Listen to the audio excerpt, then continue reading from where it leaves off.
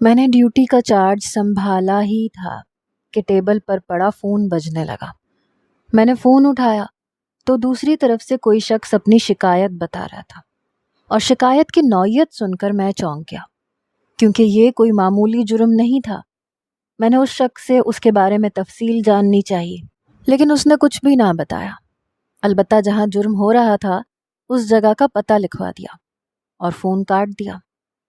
میں ایک بہت ہی سخت قسم کا پولیس انسپکٹر تھا، اور خاص کر ایسے معاملات میں تو بالکل بھی نرمی نہیں برتتا تھا۔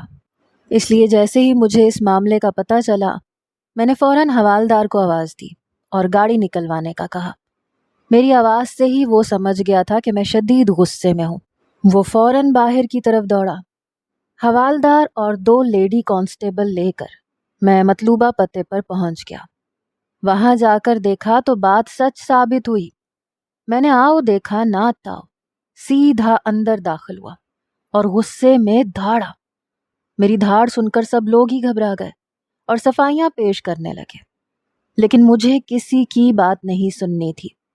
میں نے دونوں کانسٹیبل کو آواز دی اور اپنے سامنے بیٹھی دونوں لڑکیوں کو گاڑی میں ڈالنے کا آرڈر دے دیا۔ لیڈی کانسٹیبل ان دونوں کو گھسیٹتی ہوئی گاڑی تک لے گئی، اور وہاں موجود لوگ چیختے چلاتے رہ گئے، لیکن مجھے کسی سے کوئی سروکار نہیں تھا۔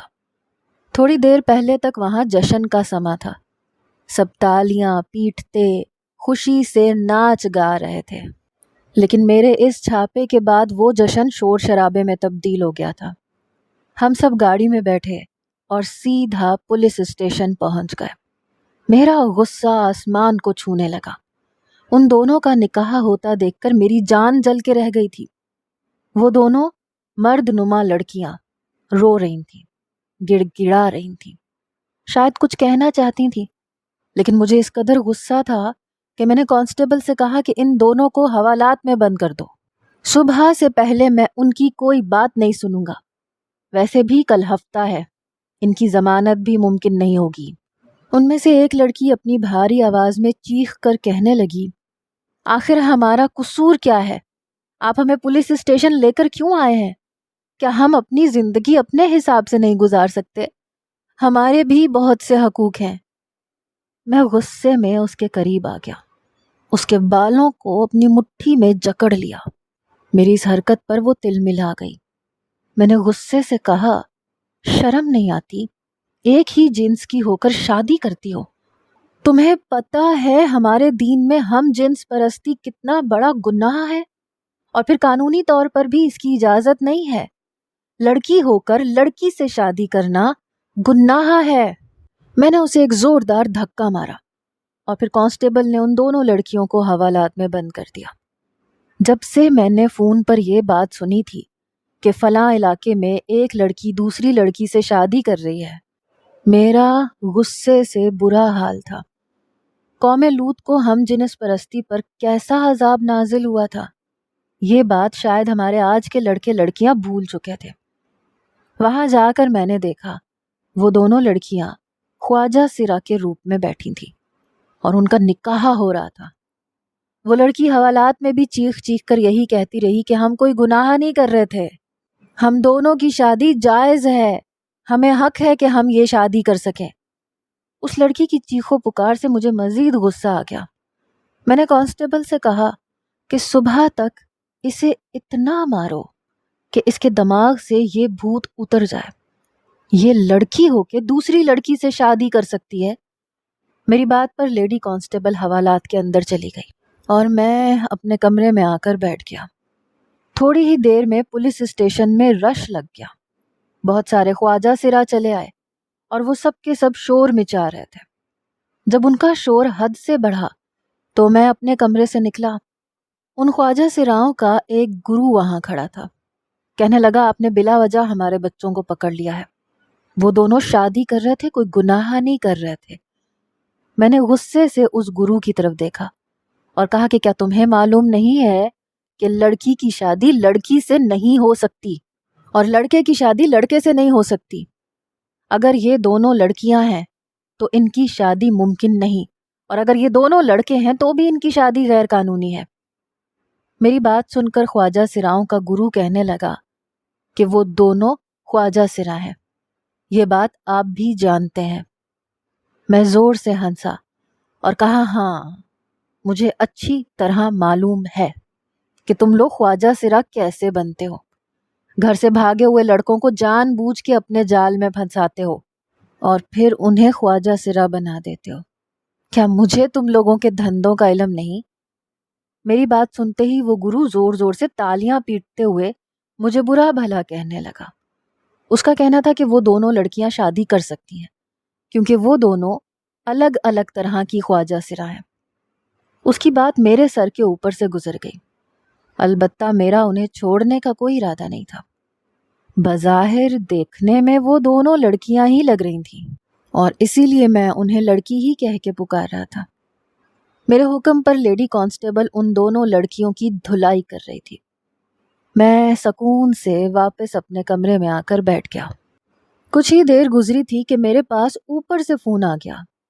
मुझे बहुत बुरी तरह डांट पड़ी और उन दोनों ख्वाजा सिराओं को छोड़ने का हुक्म भी मिला।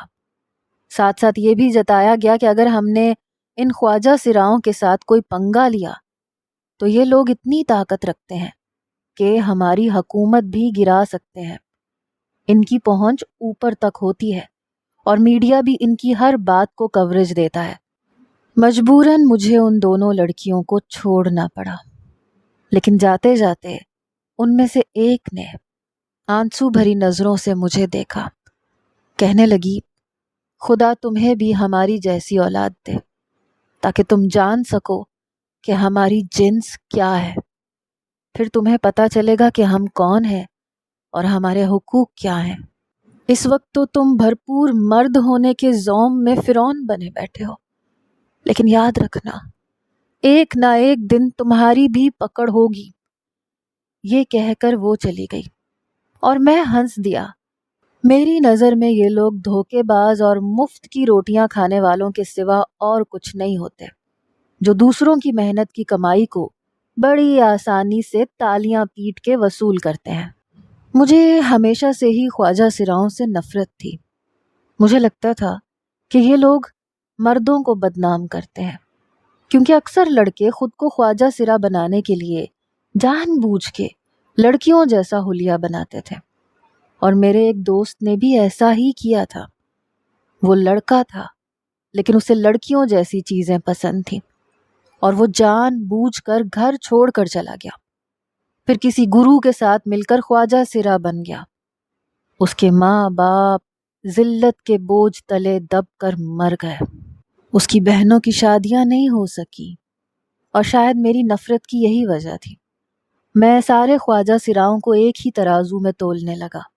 मेरी नज़र में ये सब मर्द थे जो जानबूझ के औरतें बन के पैसे कमाते थे। उनके जाने के बाद एक हवालदार मुझसे कहने लगा कि आपने बिला वजह उन दोनों को गिरफ्तार किया।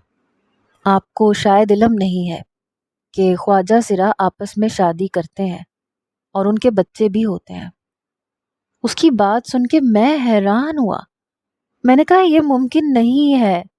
शायद तुम जानते नहीं हो, ये लोग अपने हकूक की आड़ में हम जिन्स परस्ती को फरोग दे रहे हैं। मुझे पूरा यकीन है वो दोनों मर्द थे और लड़कियों का रूप धारे हुए थे। तुम ही बताओ, क्या 2 लड़कियों की शादी जायज़ है? मेरी बात सुनकर हवालदार खामोश हो गया था। मेरी ड्यूटी ख़त्म हुई, मैं अपने घर लौटा। सोने लगा तो मेरे जहन में उस ख्वाजा सिरा की बात गूंजी जो जाते जाते मुझे बद्दुआ देकर गई थी। न जाने क्यों एक लम्हे के लिए मेरी रूह कांप गई। मैं सोचने लगा कि अगर इसी तरह कभी मेरी कोई औलाद इस रास्ते पर चल पड़ी तो क्या होगा। मुझे परेशान देखकर मेरी बीवी कहने लगी कि क्या बात है, और फिर जब मैंने उसे सारी बात बताई तो वो रोने लगी। रोते हुए कहने लगी कि आपको नहीं मालूम ख्वाजा सिराओं की दुआओं और बद्दुआओं में कितना असर होता है।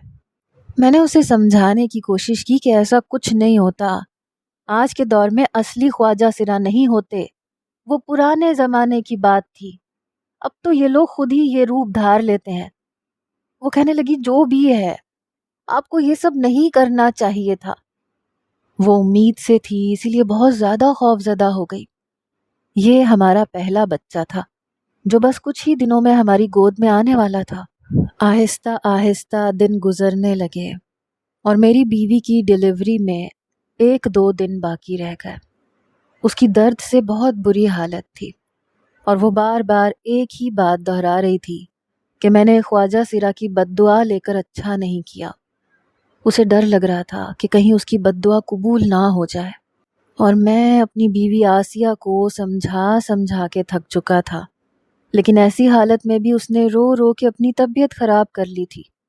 مجھے تو خود پہ افسوس ہو رہا تھا کہ میں نے آسیہ کو یہ بات کیوں بتائی، اور پھر اس نے یہ بات میری والدہ کو بھی بتا دی۔ وہ بھی پریشان ہو گئی، کہنے لگی جا کے اس خواجہ سرا سے معافی مانگ لو، ایسا نہ ہو تمہارے گھر میں جو بچہ پیدا ہو اس میں کوئی کمی رہ جائے۔ اپنی ماں کی یہ بات سن کر میں پریشان ہو گیا۔ اماں سے کہنے لگا آپ بھی اپنی بہو کی باتوں میں آ گئی ہیں، لیکن اماں نے ایک ہی بات کی رٹ لگا لی کہ جا کے ان سے معافی مانگ لو۔ دراصل میری ماں خواجہ سراؤں کا بہت احترام کرتی تھیں اور مجھ سے بھی یہی توقع رکھتی تھیں۔ یہ سن کر انہیں دکھ پہنچا تھا کہ میں نے ان کے ساتھ ایسا رویہ رکھا۔ کوئی بھی یہ سمجھنے کو تیار نہیں تھا کہ 2 مرد ایک دوسرے سے شادی کر رہے تھے۔ اسی بحث و تکرار میں میری بیوی کی حالت زیادہ خراب ہو گئی تو میں اسے لے کر ہسپتال بھاگا۔ اماں بھی میرے ساتھ ہی تھیں۔ ہسپتال میں جا کر میں نے اسے ایڈمٹ کروایا۔ پتہ چلا کہ ابھی ڈیلیوری ہونے میں کافی وقت ہے۔ میری بیوی کو پہلے سے ہی درد ہونا شروع ہو گئے ہیں۔ دراصل یہ ہمارا پہلا بچہ تھا، اس لیے شاید ہم کچھ زیادہ ہی پریشان ہو رہے تھے۔ میں نے جنرل وارڈ میں اپنی بیوی کو داخل کروا دیا۔ اسے اکیلے کمرے میں رہنے سے بھی ڈر لگ رہا تھا، اور پھر میری بیوی کے برابر والے بیڈ پر ایک خواجہ سرا کو لا کر لٹایا گیا تو میں چونک گیا، کیونکہ اس کی حالت بالکل میری بیوی کی حالت جیسی تھی۔ وہ بھی کسی بھی وقت بچے کی پیدائش کے عمل سے گزرنے والی تھی۔ یہ دیکھ کر میں پوری طرح سے حیران رہ گیا کہ ایک خواجہ سرا حاملہ کیسے ہو سکتی ہے۔ وہ اکیلی تھی۔ میری ماں نے جا کے اس کے سر پہ ہاتھ رکھا، اسے پانی پلایا تو اس نے میری ماں کو دعا دی، اور پھر میری ماں کے پوچھنے پر بتایا کہ وہ شادی شدہ ہے اور اب تو ماں بھی بننے والی ہے۔ اس کی بات سن کر میری ماں بڑی حیران ہوئی، پوچھنے لگی کہ کیا خواجہ سراؤں کے بچے بھی ہوتے ہیں؟ وہ ہنس کے کہنے لگی ہاں، خواجہ سراؤں کی شادی بھی ہوتی ہے اور بچے بھی ہوتے ہیں۔ یہ وہ بات تھی جسے سنتے ہی میری بیوی نے میری طرف دیکھا، روتے ہوئے کہنے لگی آپ نے بہت بڑی غلطی کر دی۔ دیکھ لے، خدا نے آپ کو دکھا دیا کہ کس طرح ایک خواجہ سرا ماں بھی بن سکتی ہے۔ یہ سب تو قدرت کے کھیل ہیں۔ کچھ ہی دیر میں وہاں 4 خواجہ سرا اور بھی آ گئے۔ وہ سب اس عورت کی دیکھ بھال کر رہے تھے اور پھر اسے ڈیلیوری کے لیے لے جایا گیا۔ کچھ ہی دیر بعد تالیاں پیٹنے کی آواز سے ہسپتال گونج اٹھا، کیونکہ اس خواجہ سرا کے پاس پہلی بیٹی کی پیدائش ہوئی تھی۔ یہ سب دیکھنے کے بعد میری ماں اور بیوی کا اصرار بڑھ گیا۔ وہ دونوں چاہتی تھیں کہ میں اپنی غلطی سدھاروں۔ میں خود بھی بہت حیران تھا، اسی لیے گاڑی نکال کے نکل گیا۔ سوچا کہ جا کے دیکھتا ہوں وہ دونوں شادی کر کے اب کس طرح کی زندگی گزار رہے ہیں۔ کیا واقعی وہ دونوں کچھ عرصے بعد ماں باپ بن سکتے تھے؟ یہ سوال میرے ذہن میں مچل رہا تھا۔ میرا معافی مانگنے کا کوئی خاص ارادہ نہیں تھا، لیکن بس میں آسیہ کی خاطر چلا آیا تھا۔ اس کی آنکھوں کے آنسو مجھے تکلیف پہنچاتے تھے۔ میں اس علاقے میں پہنچ گیا جہاں سے ان دونوں کو گرفتار کیا گیا تھا۔ مجھے دیکھ کر علاقے میں کھلبلی مچ گئی۔ وہ پورا علاقہ خواجہ سراؤں کا ہی تھا۔ پھر ان کا گرو میرے پاس چلا آیا، آ کے کہنے لگا اب آپ یہاں کیوں آئے ہیں؟ میں نے اسے بتایا کہ میں ان دونوں خواجہ سراؤں سے ملنا چاہتا ہوں۔ وہ کہنے لگا ان دونوں کی شادی ہو چکی ہے، وہ اپنی زندگی میں خوش ہیں۔ آپ ہم لوگوں سے دور رہیں، کیونکہ آپ جیسے لوگ ہمارے حقوق سے واقف نہیں ہوتے، لیکن ہمیں ذلیل کرنے کے لیے آ جاتے ہیں۔ جو کچھ آپ نے ان کی شادی والے دن کیا تھا، اس کے بعد وہ دونوں بہت زیادہ پریشان رہے ہیں۔ میں نے گرو سے کہا میں انہیں گرفتار کرنے کے لیے نہیں آیا، میں بس ان سے کچھ بات چیت کرنا چاہتا ہوں اور میرے لیے یہ ضروری ہے۔ اس گرو نے کچھ دیر سوچنے کے بعد مجھے ان کے گھر بھجوا دیا۔ میں اندر داخل ہوا تو وہ دونوں سامنے ہی بیٹھے تھے۔ مجھے دیکھ کر چونک اٹھے۔ میں ان کے سامنے ہی بیٹھ گیا، غور سے اس لڑکی کو دیکھنے لگا جس نے مجھے بد دعا دی تھی۔ پہلی نظر میں وہ بالکل لڑکی ہی معلوم ہوتی تھی، کہیں سے یہ گمان نہیں گزرتا تھا کہ وہ لڑکی نہیں بلکہ خواجہ سرا ہے۔ میں نے اس سے نام پوچھا، اس نے بتایا کہ اس کا نام نین تارا ہے اور اس کے شوہر کا نام ڈالی ہے۔ اس کی بات سن کر میں چونک گیا۔ ان دونوں نے خود ہی کیسے ڈیسائیڈ کر لیا تھا کہ کون بیوی ہے اور کون شوہر؟ ڈالی اٹھ کے اندر کمرے میں گئی، پھر ایک کاغذ نکال کے لا کے میرے سامنے رکھ دیا، جسے دیکھ کر میں چونک گیا۔ پھر میں نے آہستہ آہستہ اس سارے کاغذ کو پڑھا تو میں حیران رہ گیا۔ میں نے ان دونوں کی طرف نظر ڈالی تو ان کے چہرے پر ایک سکون تھا۔ ڈالی کہنے لگی کہ آپ کے پولیس اسٹیشن سے آنے کے بعد ہم نے یہ فتویٰ حاصل کیا ہے۔ اس وقت ہمارے پاس فتویٰ نہیں تھا، لیکن ہم دونوں کی شادی شرعی طور پر جائز ہے۔ جب ہمیں لگا کہ آپ جیسے لوگ ہمیں بلا وجہ پریشان کریں گے تو ہم نے خصوصی طور پر یہ فتویٰ اپنے پاس رکھ لیا تھا۔ ہم خواجہ سرا ہیں اور ہمیں اس بات کا حق حاصل ہے کہ قدرت نے ہمیں جس بنیاد پر تخلیق کیا ہے اس حساب سے ہم شادیاں کر سکتے ہیں۔ فتویٰ پڑھنے کے بعد نہ صرف میں حیران ہوا بلکہ میرے دماغ کی بہت سی گرہیں کھل رہی تھیں، اور پھر ان دونوں نے مجھے اپنے بارے میں بتانا شروع کیا۔ نین تارا اور ڈولی دونوں کی سٹوری تقریباً ملتی جلتی ہی تھی، یا شاید ان جیسے سبھی لوگوں کی سٹوری ایک جیسی ہی ہوتی ہے۔ وہ دونوں پیدائشی طور پر نامکمل تھے۔ جب یہ بات ان کے والدین کو پتہ چلی تو انہیں دوسرے بچوں سے الگ ٹریٹ کیا جانے لگا۔ دونوں کے والدین نے نہ انہیں اسکول بھیجا، نہ ہی محلے میں کہیں نکلنے دیا، لیکن وہ بھی عام انسانوں کی طرح تھے۔ کب تک چار دیواری میں قید رہتے؟ کبھی کبھی وہ اپنے ماں باپ سے لڑ جھگڑ کے گھر سے باہر نکلتے تو انہیں احساس ہوتا کہ وہ دوسروں جیسے نہیں ہیں بلکہ بہت مختلف ہیں، اور اس بات کا احساس انہیں دوسرے لوگوں کی طرف سے ہی دلایا جاتا تھا۔ ہر کوئی ان پر آوازیں کستا، ان کی چال ڈھال کو طنز کا نشانہ بناتا۔ ان کے اپنے بہن بھائیوں نے انہیں قبول نہیں کیا تھا، بلکہ ان کے بہن بھائیوں کا کہنا تھا کہ تم لوگوں کی وجہ سے ہمارا بھی مذاق بنتا ہے۔ اور پھر ایک عمر آئی جب ان کے لیے اپنے گھر کی چھت ہی تنگ پڑ گئی۔ ماں باپ بوڑھے ہوئے تو دوسرے بہن بھائیوں نے انہیں ساتھ رکھنے سے انکار کر دیا، اور اس طرح ان دونوں کو ہی اپنا گھر چھوڑنا پڑا۔ جب ایسے بچے گھر چھوڑتے ہیں تو پھر انہیں جگہ دینے والا اور سہارا دینے والا کوئی نہیں ہوتا۔ وہ کسی نہ کسی ڈیرے پہ پہنچ جاتے ہیں، پھر یا تو وہ مانگنے والے بن جاتے ہیں یا پھر ناچ گانے والے۔ وہ بھی ایسے ہی ایک گرو کے پاس پہنچ گئے جو ناچ گانا کرتا تھا۔ وہیں سے ان لوگوں نے رقص سیکھا، فنکشن اٹینڈ کرنے شروع کیے۔ ان جیسے لوگوں کو نوکری تو کوئی کہیں نہیں دیتا، اسی لیے ناچ گانا کر کے ہی پیسے کمانا ان کی مجبوری تھا۔ لیکن عام انسانوں کی طرح ان کے اندر بھی کچھ فطری تقاضے تھے۔ دراصل ڈالی جس طرح کا خواجہ سرا تھی، اس کے اندر مردانہ خصوصیات زیادہ تھیں۔ وہ کسی عورت سے شادی کر سکتی تھی، اور نین تارا اس قسم کی خواجہ سرا تھی کہ اس کے اندر زنانہ خصوصیات موجود تھیں۔ ان دونوں کا پہلے باقاعدہ چیک اپ ہوا، پھر پتہ چلا کہ دونوں کی شادی ممکن ہے، کیونکہ ڈالی ایک مرد کی طرح ہے اور نین تارا عورت کی طرح، اور اگر ان کی شادی کے بعد کچھ علاج ہو جائے تو پھر ان کے بچے ہونے کا امکان بھی ہے۔ ان دونوں نے گناہوں کا راستہ چھوڑ کر ایک دوسرے کو قبول کرنا مناسب سمجھا، اور یہی سوچ کر انہوں نے شادی کا ارادہ کر لیا۔ لیکن جب دوسرے محلے میں رہنے والے لوگوں کو اس بات کا علم ہوا کہ ایک خواجہ سرا دوسرے خواجہ سرا سے شادی کر رہا ہے تو انہوں نے بغیر سچائی جانے پولیس میں کمپلین کروا دی۔ سب کو یہی لگا کہ یہ شادی ہم جنس پرستی کو فروغ دینے کے لیے ہے، جبکہ یہ شادی ہمارا حق ہے، کیونکہ ہم میں سے ایک مرد ہے اور ایک عورت ہے۔ یہ اور بات ہے کہ خدا نے ہماری وضاقتہ کچھ الگ طرح کی تخلیق کی ہے۔ میں پورا فتویٰ بھی پڑھ چکا تھا، دونوں کی بات بھی سمجھ چکا تھا۔ ان دونوں نے مجھے اپنی میڈیکل رپورٹ بھی دکھائی تھی۔ جس کے مطابق واقعی ڈالی میں مردانہ خصوصیات تھیں اور نین تارا میں زنانہ۔ مجھے اپنی غلطی کا احساس ہو چکا تھا کہ میں نے بنا سچ جانے بہت بڑا قدم اٹھایا تھا، اور ان کی زندگی جو پہلے ہی دکھوں کے بھنور میں پھنسی ہوئی تھی اسے مزید مشکل بنا دیا تھا۔ میں نے دونوں سے معافی مانگی، اور خاص کر نین تارا سے۔